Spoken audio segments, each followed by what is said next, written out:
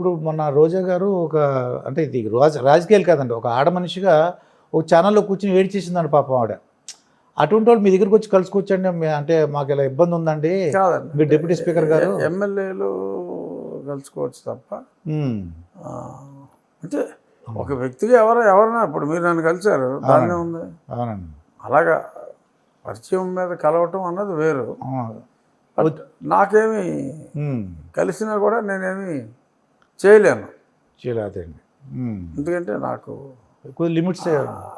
కాదు అంటే నాకు ఏం చెప్పాలి అంటే నాకు ఆ అధికారం లేదు. అంటే ఏముంటుందంటే అండి మీ దృష్టిగా అంటే మీరు మాట్లాడకూడదు రాజకీయాలు. పాపం ఒక అంటే మహిళగా నేను చెప్తున్నాను అనమాట. ఆవిడ ఏడ్చేసి తన్ని ట్రోల్ చేశారని వాళ్ళ అబ్బాయి ఇబ్బంది పడ్డారు. వాళ్ళ అబ్బాయి పిల్లలు చాలా బాధపడ్డారంట. నన్ను బాధ పెట్టిన ప్రతి ఒక్కరు కూడా వాళ్ళ జీవితంలో చావు దెబ్బ తిన్నారు. ఫోటోలు చూస్తే ఆ రోజు అంత ఘోరంగా నాకు సపోర్ట్ చేస్తాడు.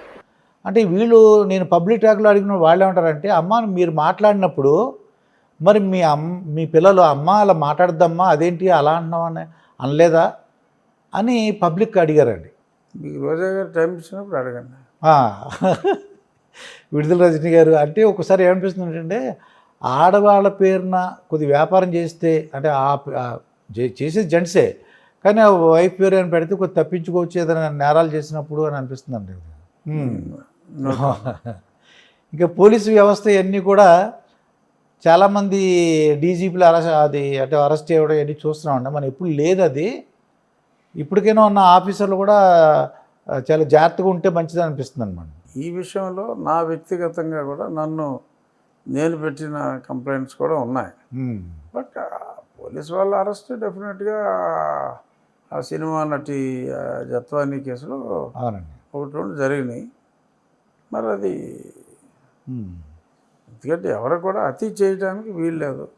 ఇది నార్మల్ చట్టం కాబట్టి మనం మాట్లాడుకోవచ్చు. ఎవరో కూడా వాళ్ళ పరిధి దాటి అతి చేయకూడదు.